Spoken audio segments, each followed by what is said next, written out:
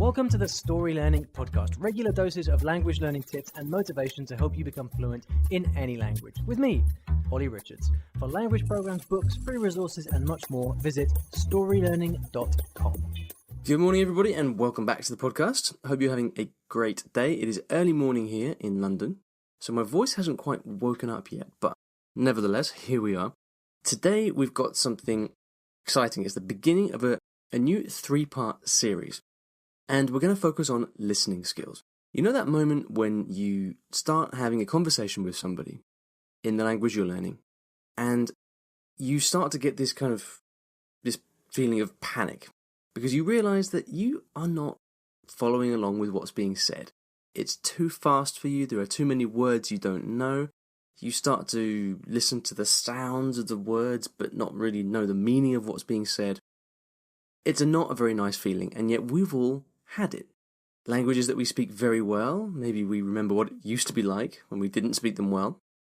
Languages that we're just starting to learn, we're struggling with this right now. So whatever your background with languages, whatever your experience, you have gone through this problem, this feeling of just being totally overwhelmed when you're listening to people speak, or when you're listening to TV and movies and things like that.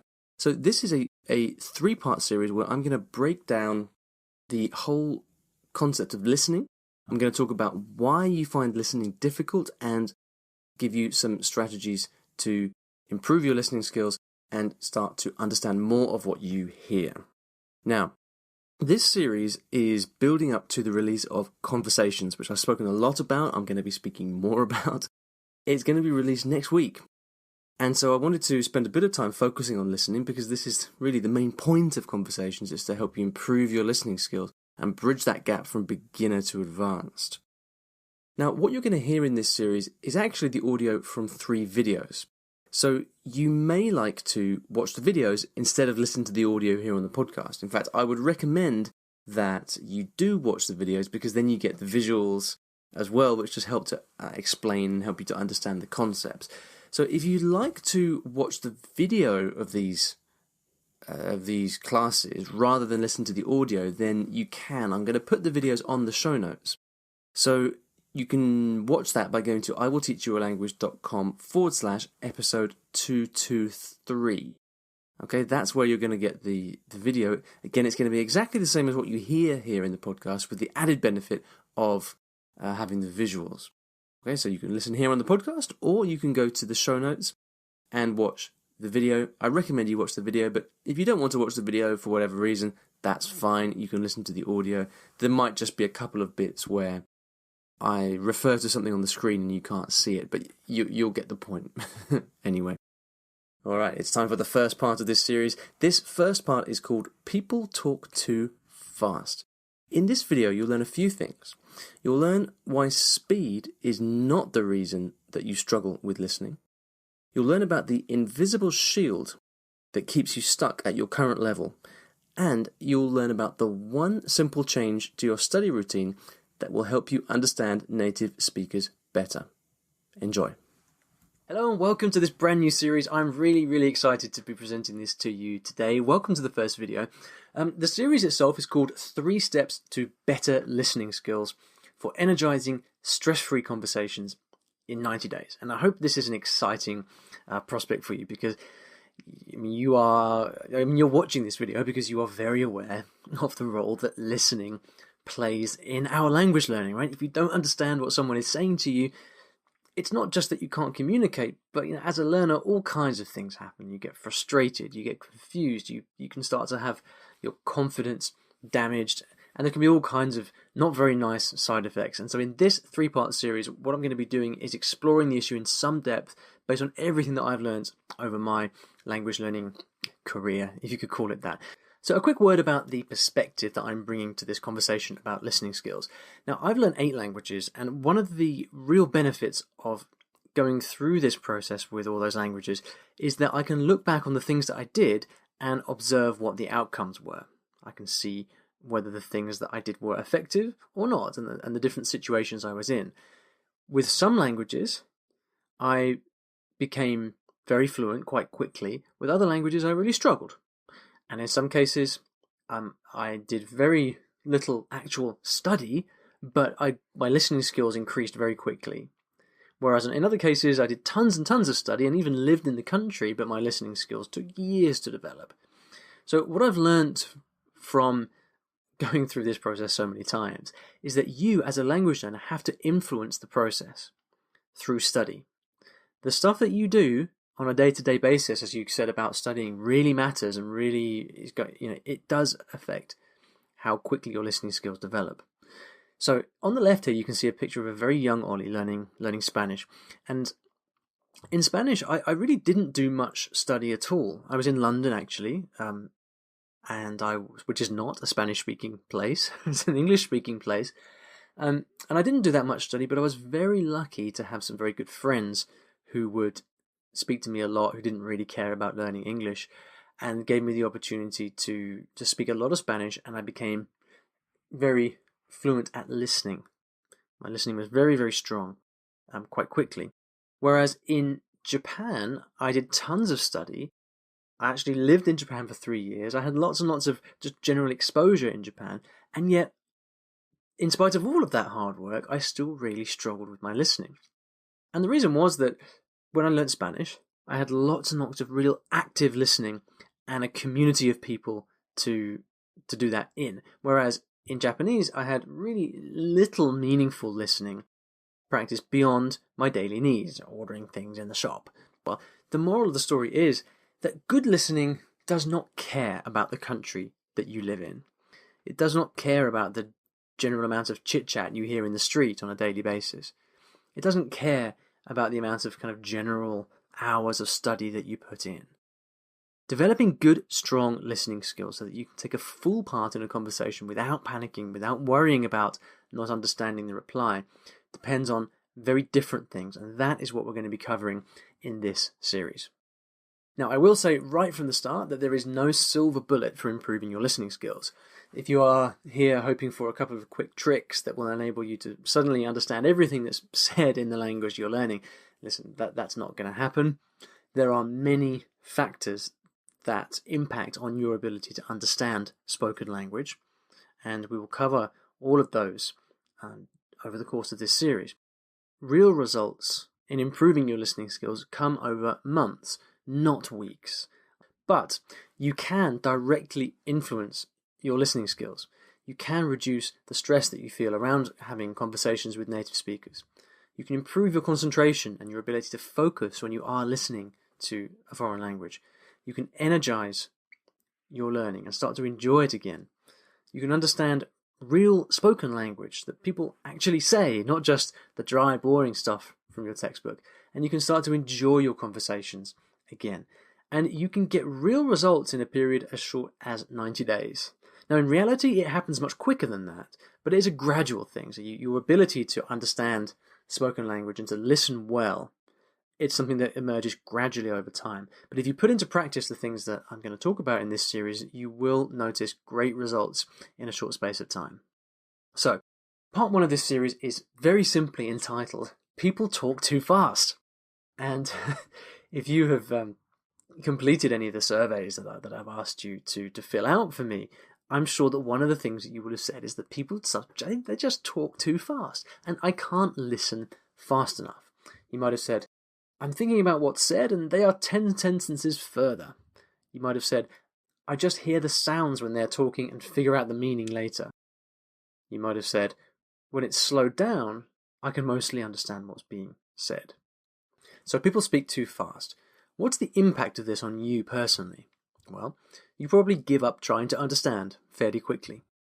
You may have very little confidence in your ability to understand, and as a result, in your ability to have conversations with people. You probably get very frustrated when you just hear a big jumble of words, if not downright depressed because of all of the effort you make in trying to understand what's going on. So, people talk too fast, and it has a big impact. Now, here's what's important. When we say people talk too fast, this is how we perceive the problem with listening. It's important to understand that in reality, there are lots of different contributing factors that make listening difficult.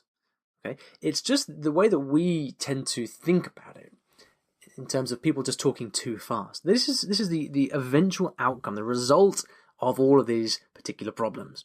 Okay? But it's not actually the cause. The cause you can break down into lots of different parts, which are like this.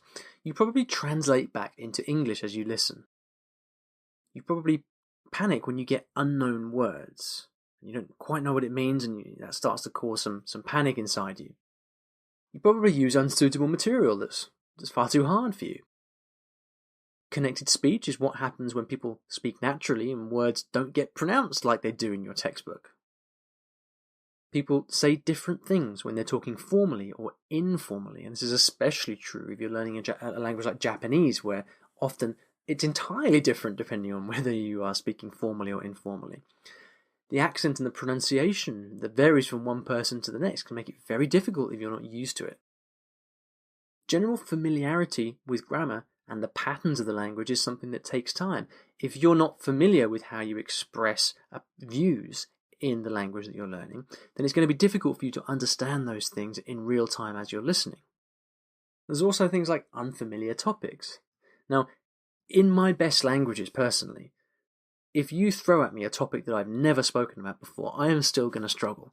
And so it shouldn't be a surprise for anybody that if they do get suddenly confronted with an unfamiliar topic, that it's tough. Okay? All of these things that you can see on the screen here, these are all reasons why listening will be difficult for you. But because it's a lot of stuff, the way that we perceive it and think about the phenomenon of listening to the language we're learning is that, well, people talk too fast. Okay? Actually, it's more nuanced than that. So how do we get over all of these things? You can see there's so much here. There are so many things to think about. So if we want to improve our listening and become better listeners, what do we actually do? What's really important is to start with the big principle. Okay, what's the general approach you're going to take to improving your listening over the coming months? And the big principle is something that gives you the best chance of learning naturally. Now, what does that mean? Well, as a beginner in the language that you're learning, you probably study in a very specific way. You probably study with textbooks. You probably get language that is drip-fed, so your teacher doesn't give you everything at once. They say, okay, in this lesson you're going to learn this, and next week you're going to learn that. It's highly controlled. Your teacher or your textbook won't give you something that they don't think you're ready for. Generally, you're learning single words and you're learning grammar based on rules. They say, this is how you form the present perfect, for example, and then give you some rules to help you understand it. You also use very, very simplified, easy texts to study with.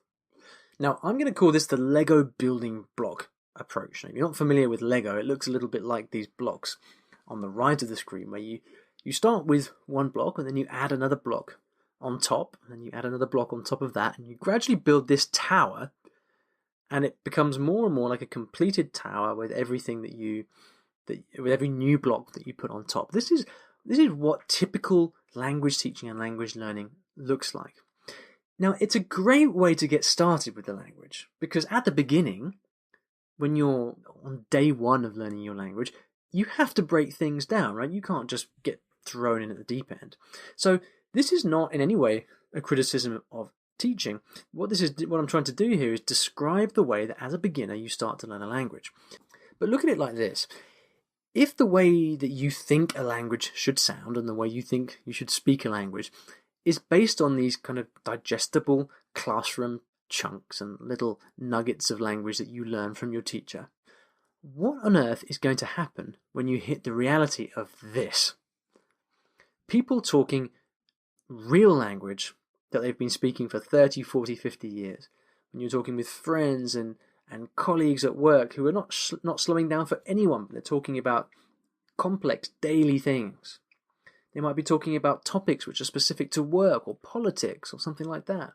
They're probably drinking a glass of wine and getting a little bit tipsy and slurring their words. And you've probably got, dozens of other people talking in the background. You see, this right here is the reality of what foreign language, what all languages are like. This is the language that exists in the real world. But you, as a beginner, if your only experience of learning this language has been through these very kind of clinical, sterile, textbook type lessons and study, you get into a situation like this and you immediately find that what you are listening to is nothing like what you've been learning, okay? And this is a problem. So this kind of Lego building block approach, it's great when you're a beginner. It helps you learn your first words, it helps you learn the basics of the grammar, maybe a few phrases, you can maybe learn the basic pronunciation of the language. But what happens is that as soon as you want to break out of the beginner stage, you have to do something different. And this would be called a holistic approach. So how does the holistic approach differ from your Lego building block approach? Well, let's have a look at it. With a holistic approach, no longer are you studying with beginner's textbooks. No longer are you having language that's carefully controlled and drip-fed to you so it's not too hard week after week. No longer are you learning single words from your book or learning grammar from rules, and no longer are you studying with simple texts that have been created for your textbook. And you have to stop doing all of these things. Instead, you do this. You listen widely with natural material. You listen to interesting content on topics that interest you, not a textbook that is designed for study. You don't shield yourself from difficult language or slang or unfamiliar accents, which is what most books and approaches to teaching do. You don't hide away from that and pretend it doesn't exist. You learn words and phrases and grammar as it appears naturally, which means that if you come across a hard grammar point from day one, well, you learn it. I mean, you learn to understand it and what it is right then, because that is what is in front of you. You don't save it for next year just because that's when it comes in the textbook. So this is a holistic approach to learning, and this means that you're getting a complete picture of what real language is like. Not the explanatory language from your textbook, but real language that lives and breathes out there in the real world. If that's what you spend your time listening to, then that is the language that you'll become familiar with. Now, when you spend time with this more holistic approach, what happens is that the most common words and phrases and expressions, things that right now you struggle with, gradually start to become familiar. So, for example, the way that someone starts a sentence, the way that they might interrupt you, the way that they might start to correct yourself. Things like longer sentences and rambling thoughts where people don't necessarily speak so cleanly and coherently like a textbook. Everything that is intentionally left out of your textbook because it's not correct and it can't be neatly categorized into a grammar rule is exactly the kind of stuff that you have to start listening to. By listening widely to as much material as possible in the language, you're no longer just building one block on top of the next following this program of study. Instead, what you're doing is you're listening to the whole language and you are gradually gathering all kinds of different everyday words and phrases from all around the whole matrix of the language. And then this big core, this big sun in the center of your language world suddenly starts to make a lot more sense because you've got a more complete picture of what the language looks like, and that is what helps you to understand. So over time, you'll no longer feel that they speak too fast, because that's simply what you spend your time listening to. You'll no longer say that you can't concentrate for long enough to understand anything, because, well, that's what you've been doing all this time. And you'll no longer say, look, I don't know any of these words, because you've been listening to material that contains all of these words. That's a gradual process, but this is the shift that happens. Instead, you start to say, well, this speed is what I expect. You'll say, well, I'm used to listening to this language at this speed. And you'll say, well, I hear these words all the time, and so, yeah, of course I understand them, or at least I'm able to follow along. Now, this is a wholesale shift in study approach, and it will totally transform your listening. And as I said before, if you devote a period of time of around 90 days to studying in this way, and again, it's less, but let's go easy on ourselves and say around 90 days, this will totally transform your listening if this way of listening is something that you've never done before. Now, right now, I know what you're thinking. You're thinking, well, Ollie, that's all very well, but it's too hard to listen to real language. It's too hard to listen to the news and to read or to listen to movies and things like that. So I understand the theory of it, but I can't actually do it because it's too hard. Right, now let's leave that aside for the moment. Can you see how, as a point of principle, or as a general approach to language learning, if you've got this long view of learning to understand native speakers, if eventually you wanted to be able to understand everything in the language, isn't this the only way to go? Isn't ditching your textbook and this kind of Lego block diet of one piece of language after the next, isn't it the only logical thing to do? Is there any way that you're going to be able to understand native speakers chatting away in this language if you don't take this more holistic approach where you're spending all of your time listening to real stuff in the language? Sooner or later, this shift has to happen. Hopefully you can see why this is so self-evident. So let's recap what we've spoken about.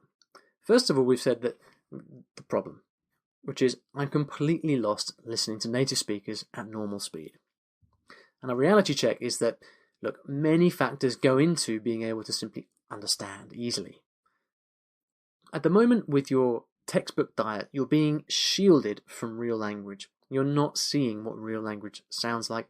And this results in frustration when you hear the real thing because there's this big gap. The solution is to allow yourself to learn and to spend time with real language. Okay. Now, so what do we do about this problem of, well, listening to native speakers is too hard?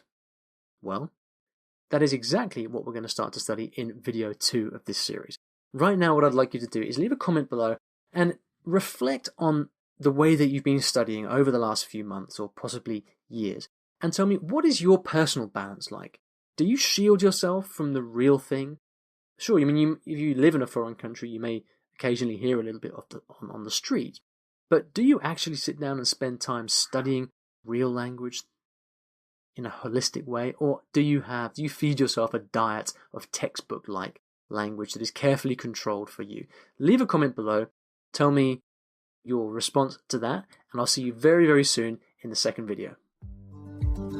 Thanks for listening to today's episode, and in case you didn't already know, I teach languages in a rather unusual way through stories. Now, stories are a great way to learn a new language because when you're engrossed in a story, you remember things more easily, and the mechanics of the language just start clicking inside your brain. It's quite something, and if you'd like to find out how you can learn a new language or improve your skills in a language that you already know and do it with the power of stories, then you should check out my free Story Learning Kit, which will teach you exactly how this method works and how you can use it yourself to learn a new language. Visit storylearning.com/podkit, that's PODKIT, to get free access. Inside you'll find explanatory videos, masterclasses, worksheets, short stories to practice with, and much, much more. Once again, that is storylearning.com/podkit, PODKIT, and if you're lucky, you might also find a link in the podcast description or show notes of this episode.